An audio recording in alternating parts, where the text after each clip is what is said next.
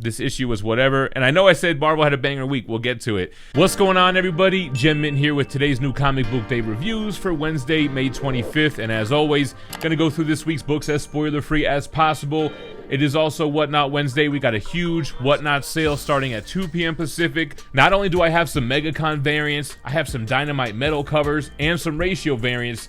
Plus, we're gonna do giveaways for Raw books, CGC books, and a Sideshow statue. That's right, in honor of Obi-Wan coming to Disney Plus. For all the Star Wars fans, we're going to give away the Darth Sidious 1/5 scale statue by Sideshow from their Star Wars Mythos line. So make sure to bookmark that now and join me at 2 p.m. Pacific. Let's jump into the indie titles first and start with Boom Studios with Something is Killing the Children, issue 23, James Tynion IV, Werther Deladra, and Miguel Muerto. We have Erica Slaughter investigating a new monster appearance. It's a really strong, difficult monster that she really shouldn't handle by herself. Seeing her interact with the local authorities there and the new situation while being hunted by her own people. Dope issue, man. Great artwork as usual. Glad this one is back out. Feels like it's been a while, maybe just a month. Moving on to Department of Truth, issue 18, I want to say. Also by James Tynion, this time on Image. He's joined by Simmons and Bidikar. This one was more of the department storytelling, more about Lee Harvey Oswald with Cole wanting to leave the department, but I'm like, dude, I think that's easier said than done. I don't think they're just gonna let you leave with everything you know. So this issue explores that. Still digging this series. You can get kind of different issues from issue to issue, but then tying it into this overarching thing, and that's what we're back here with this one. Moving on over to Gunslinger Spawn, issue 8 by McFarlane and Brett Booth. I did like the issue. It felt throwback with the artwork. It's really just this team up continuing with She-Spawn and Gunslinger and why he came to her honor last time, and this whole kind of we have a common goal. We both need to use Spawn. Let's get Al Simmons. So I enjoyed it. I like Javi. I like the Gunslinger Spawn. Good artwork, Brett Booth. And, of course, Todd McFarlane. Moving on to Stillwater. We're on issue 13 by Chip Zdarsky, who has a few titles out this week. Ramon K. Perez and Mike Spicer, who seems to be doing a lot of work himself. Stillwater's fun, man. You see this cold water banner on the front. It's playing with the idea of what if we expanded the boundaries of Stillwater and made more of an area immortal, or where you can't die or get hurt or whatever. So, you know, they're kind of expanding literally in the book, and it feels like it in the story, so I'm here for it. I like Stillwater. I wish it came out a little bit quicker. It feels like it's kind of slow at times as well to receive. On to issue 2 of Bloodstained Teeth by Image. This is by Christian Ward, Patrick Reynolds, Heather Moore, Hassan Otsme Alehu, and that's it. So Bloodstained Teeth, I really praised issue 1, this vampire story, but really diving into what about the vampires that are turned by real vampires, by pure bloods, these sips, these human turned vampires. So you're not really supposed to be doing that, although we have this rogue vampire who's been doing it just for money or whatever, and now he has to go and kill all the people that he turned into vampires, who he turned into sips. Unfortunately, he turned a lot of people into sips, including this MMA kickboxer guy who is not so easily killed. It definitely has a gritty type of atmosphere, but more of like an Art Deco style color palette, so it really blends and works well together. Really liked issue 2. Back over to Chip Zdarsky with New Burn. We have issue 7. He's joined by Jacob Phillips. I like this one a little bit more. It's really focusing on this new sidekick of New Burn, and she's on this mission with him, and he really can't let everybody know who he's working for, because remember, this guy works for any mafia crew, and he's neutral, and he's untouchable, but now he's also working for the authority. So it gets a little bit tricky, and really kind of coming full circle and tying the new sidekick's character closer to him than he thought, and yeah, things kind of get escalated at the end, so still rocking with it. Moving on over to Ice Cream Man, issue 30 by Prince, Morazzo, and O'Halloran. Always a good read with Ice Cream Man. One day I'll have to go back and reread the issues that I missed, which was most of them. I think I picked it up somewhere in the 20s.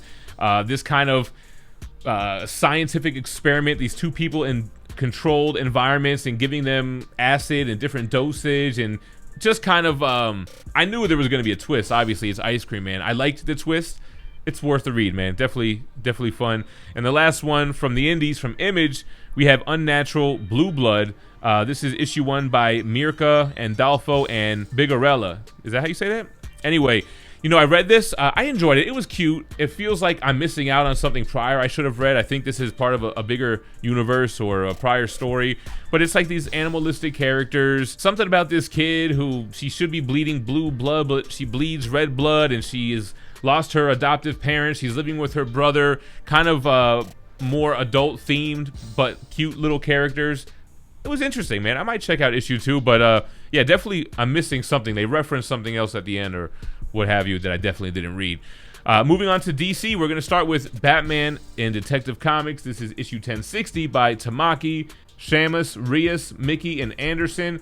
So it started off a little bit slow, but then bam, the artwork really kicked it up a notch. Ivan Reyes, I tweeted it. Amazing artwork from Batman. It feels more detective. You have the Riddler in the background as like this podcaster feeding and fueling Gotham City's rage and hate. And then you have this detective who she was introduced a while back in this run. This kind of like older, a little bit more heavy-set woman, kind of getting involved in everything. She's, you know, still in the mix here. So interesting to see that them keep pulling back with this character. But I didn't read the backup story. Then we're on to Action Comics, issue 1043 by Johnson, Federici, Conrad, and Lowridge. Break Down the Walls. So this is still Superman in War World. I find myself feeling a little bit bad. Like, man, they really benched Clark Kent and put him on War World for multiple issues and not much really happening. Like, it's kind of really weird that he's still over there. I did like the backup story, The Myth of Mongol. We basically got a origin story of the original Mongol and how that whole lineage resulted in War World and the original planet that they started on. So I still liked Action, and the story was forgettable. Something about Superman being a hero without having all his powers. You know how it goes.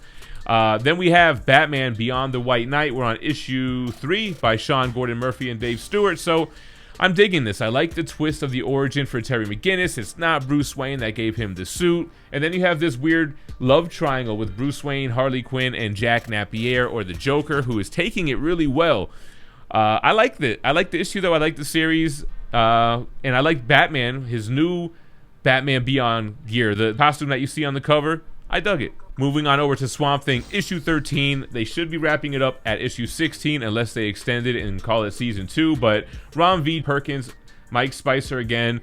I really feel like you really need to read Charles Soule's run, Scott Snyder's run, Alan Moore's run to appreciate this to its full potential. Now, not saying that you can't just jump into it because it's got great artwork and paneling. It's got some of those same themes, but it doesn't hit as hard if you don't have all of the other type of realms, whether it's the rot, whether it's the red, or even the rhythm. And now we have this new machine realm. So you could probably jump in, but it like I said, having all that other past knowledge and seeing Ron V add to that just makes it so much better to read for me. So dug it, of course, and I definitely recommend you guys check it out. Shadow War continues with 2 more issues this week. We have Deathstroke Inc. issue 9, which I'm not reading the ongoing, but I picked this up to tie in and not get lost. Joshua Williamson, Pantalina, and Ferraro Jr. So this one is cool, man. This one is Batman and Robin going and confronting Deathstroke about killing Ra's al Ghul. Deathstroke obviously trying to tell them that it wasn't him. And then we're flashing back to the real killer going after Clown Hunter with Ghostmaker. I'm trying to get these names together. So he's going after Ghostmaker, but he uses Clown Hunter as his weakness, kind of like a new young Robin. And you got to kind of remember where Clown Hunter came from and where he's at now. So I kind of like that. Thought it was pretty dope. The artwork here was pretty big and bulky and beefy, man. It felt like Nightfall stuff. And then we get part 7 over in Robin, issue 14, by Williamson, again, Cruz, Ratman, and Guerrero. This one felt like big 90s superhero action. I mean, look at the cover. It's like a big clash of 2 sides going at each other. You have the Deathstroke side versus the Al Ghul side, the side that wants revenge for the death of their leader. Batman and Robin, obviously not being dumb and believing Deathstroke, go with him to confront Talia and her goons, but there is a confrontation between Talia and Deathstroke, which leads to some big events that we'll see unfold in the next issue, I'm sure, as well as the reveal of the imposter Deathstroke, which, what the. Moving on to more Damian Wayne, DC vs. Vampires. This is a one-shot. It's called Hunters. It's by Rosenberg, Goj, and Fabuela. I thought it was going to be more of Damian Wayne hunting down vampires, which it is, but there's a twist, as there always is, it seems, with this universe. I dug it. I love Damian Wayne. I'm having fun with DC vs. Vampires. Definitely should pick it up. And the last one from DC, we have a new Batman #1. This is Batman Fortress, but this is by a screenwriter. I believe it's the screenwriter for... That's right, it was Rogue One, a Star Wars story. So we have Witta, Robertson, Rodriguez, and it felt cinematic, like when these screenwriters or movie writers touch a Batman book, it does feel like that. In this scenario, we have Gotham with a complete blackout. They don't know why yet, but it's an alien invasion is the synopsis, and Superman is nowhere to be found, probably over there on Warworld bullshitting around. But yeah, how does Batman not only keep Gotham calm and safe, but the rest of the world? Got to put a call out to the Justice League. So gonna be an interesting little mini series. I think it's 8 issues or so I dug it. And then Marvel, man, Marvel had a killer week, not for nothing. Now there were some slower titles, but great week for Marvel. Legion of X is a new #1 for the Reign of X X-Men Mutant Universe. Spurrier, Bazaldua, and Blee. It's basically another team book. It's led by Nightcrawler and Legion, and they have Juggernaut on the team, and this Smoke guy or whoever, or somebody who you can never remember who he is. I can't remember who he is, which is actually kind of ironic. I don't know. I just felt like it was kind of slow, wasn't exciting, had some good moments and everything, but it was just kind of like your standard artwork for this type of book, and you know, the story was just whatever, investigating a missing Iraqian god or so. And then we're on to Spider-Man 2099 Exodus. So this is issue 1. We had the alpha issue prior, which was a team up with Ghost Rider 2099. Now this is a Winter Soldier 2099 story by Orlando, Watcher, and Lopez. And make no mistake, it's Winter Soldier 2099 the whole entire issue. I mean, you have a little panel in the first page and on the last page of Miguel O'Hara, but it's just this Winter Soldier versus Crossbones issue. I just thought it was kind of a missed opportunity. I love Spider-Man 2099, one of my favorites. This issue was whatever. And I know I said Marvel had a banger week. We'll get to it. Devil's Reign had an Omega issue, an epilogue, if you will, by Zdarsky. He was joined by Zub, Barnes, Del Torre, Vicho, Santa, Bell, Lopez, Tartaglia, and Dijo, because I believe there were a couple of short little stories here.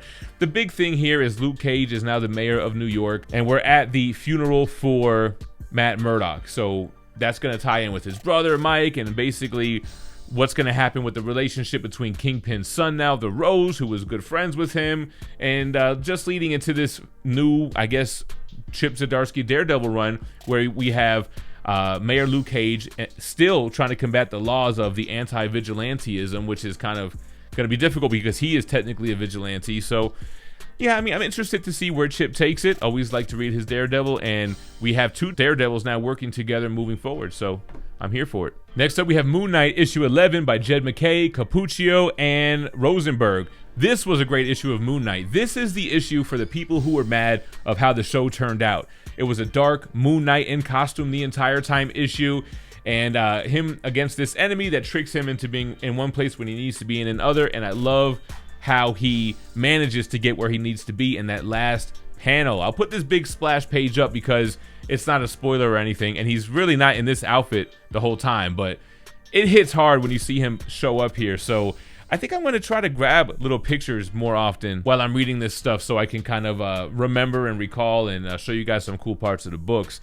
Moving on to The Amazing Spider-Man issue 2, Zeb Wells, John Romita Jr. They're joined by Scott Hanna and Marcio Menez. So I really like this issue. After disliking issue 1, I really like this Spider-Man vs. Tombstone fight. I loved Tombstone in this issue. The art I didn't love. I mean, it's definitely John Romita Jr. and it's his style. Hey, and if you like it, you're gonna love this. Peter Parker being Peter Parker, that damn Parker luck, and the ending. This almost got pick of the week. Which brings us to Hulk issue 7 by Donny Cates, Martin Cacciolo, and Matt Wilson. Banner War Part 3. This almost got pick of the week. I haven't been loving Hulk. I love Thor, and I loved the integration of Hulk into that book, and I like it here as well. And first of all, the Celestial Iron Man armor, amazing.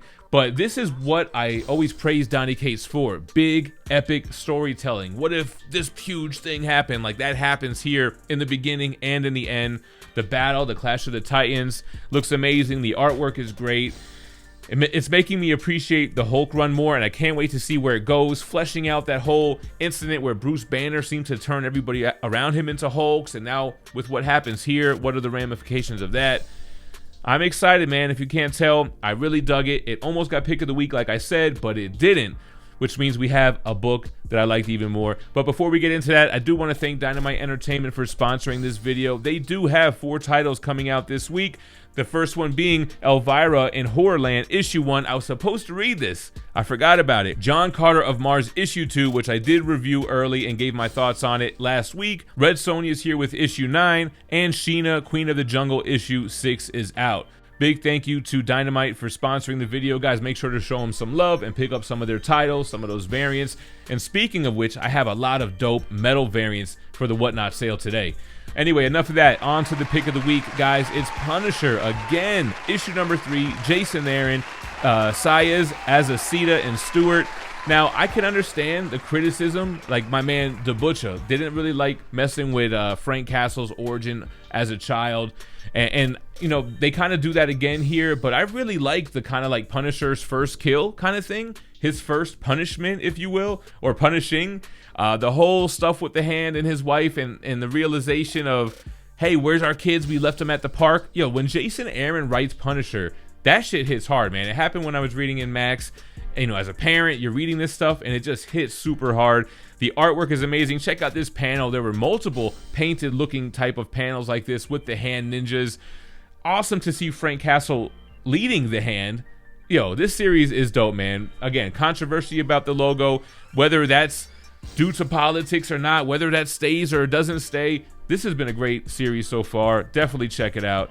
And that's this week's new comics, man. Let me know what you thought about this week's books in the comments below. What was your pick of the week? What are you looking forward to the most? What was the biggest dud? Make sure to come through on Whatnot. We're going to be chilling 2 p.m. Pacific, 5 p.m. Eastern. And y'all stay minty fresh. Peace.